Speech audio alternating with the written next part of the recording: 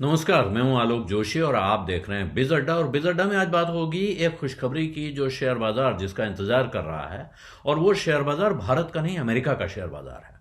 और अमेरिका का शेयर बाजार भी भारत के बाजारों के लिए महत्वपूर्ण है, बाकी दुनिया के बाजारों के लिए भी महत्वपूर्ण है। इसीलिए नज़र उस पर लगी है। और उसकी नज़र लगी है फेडरल रिजर्व पर फिर से एक बार। और ये बात बार बार हो रही है कि क्या अमेरिका में ब्याज दरें बढ़ने का सिलसिला रुक जाएगा। तो इसके लिए इस वक्त अमेरिकी बाजार में अचानक उत्साह दिख रहा है। और बुधवार का जो ट्रेड होना है उसके पहले फ्यूचर्स उठने शुरू हो गए। उसकी वजह है कि गुरुवार को वहां आने वाला है इन्फ्लेशन का एक आंकड़ा जो कि अमेरिकी लेबर डिपार्टमेंट जारी करता है।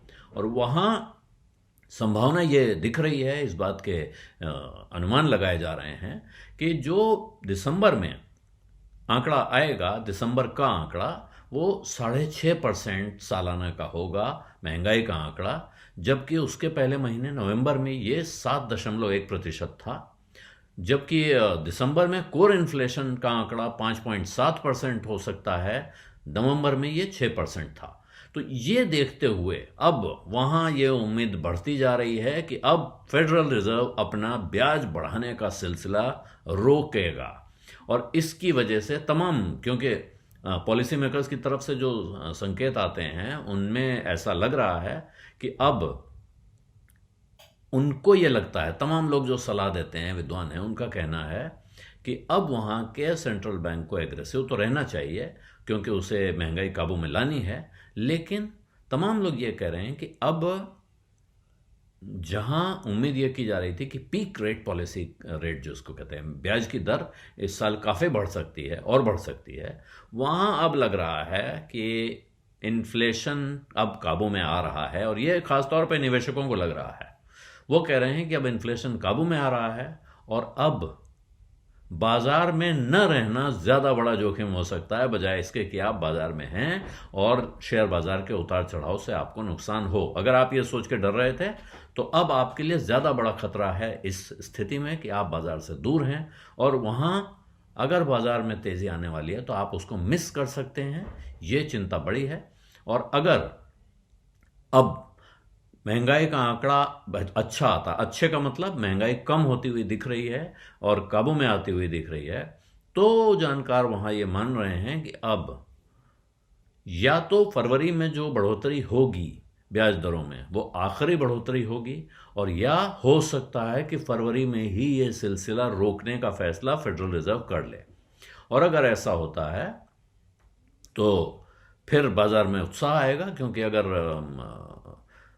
कर्ज महंगा होना रुक जाता है तो फिर मार्केट को लगता है कि अब यहाँ उत्साह के कारण बन गए हैं और महंगाई काबू में आ गई है, यानी कि इकोनॉमी में ग्रोथ की तरफ अब ध्यान दिया जाएगा।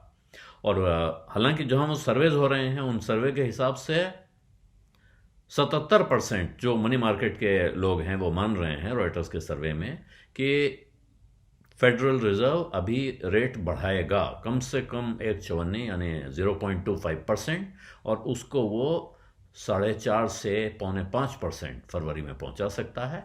और उसके बाद जून तक उनको उम्मीद है कि ये रेट 4.92% पर जाकर पीक हो सकता है। और जानकार हैं जो कुछ उनमें फेडरल रिजर्व से जुड़े हुए हैं वो पहले ये कह चुके हैं कि रेट 5% के ऊपर जाना तय है। लेकिन बाजार क्योंकि सेंटिमेंट पे चलता है और बाजार उम्मीदों पे बहुत चलता है, तो अमेरिकी बाजार में ये उम्मीद जाग उठी है कि शायद वो नौबत ना आए, शायद जो आपने सोचा था उससे कम पर महंगाई रुक जाए। इसलिए वहाँ बाजार में एक नई उत्साह की लहर दिख रही है। और इसके साथ वहाँ मंगलवार को जो फेडरल रिजर्व के चेयरमैन हैं जेरोमी पावेल, उन्होंने आने वाले वक्त के बारे में कोई टिप्पणी करने से इनकार कर दिया, और क्योंकि महंगाई का आंकड़ा आ रहा था। लेकिन उन्होंने एक चीज कही कि महंगाई पर काबू पाने से ज्यादा जरूरी उनके लिए है कि वो फेडरल रिजर्व की स्वायत्तता, आजादी या उसकी इंडिपेंडेंस को कायम रखें।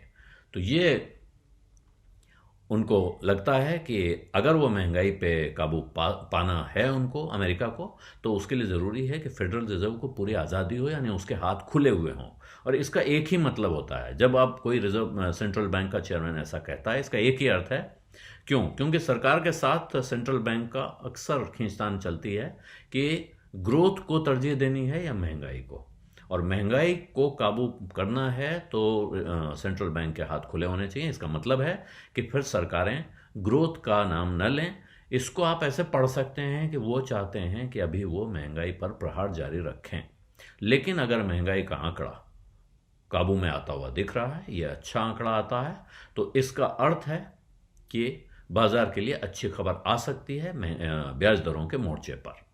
और दूसरा जो कारण दिख रहा है वो ये है कि वही अर्निंग सीजन शुरू हो रहा है जैसे भारत में हुआ। यहाँ टीसीएस के रिजल्ट आने से कुछ थोड़ा म्यूटेड रिजल्ट उम्मीद के अनुरूप नहीं आए, इसकी वजह से पूरा आईटी पैक आज थोड़ा हिला हुआ लग रहा है। लेकिन अमेरिका में ये बात तो साफ दिख रही है कि वहाँ जो सबसे बड़े बैंक हैं अमेरिका के, वो उनका क्वार्टरली प्रॉफिट कम होता हुआ दिखाई पड़ेगा।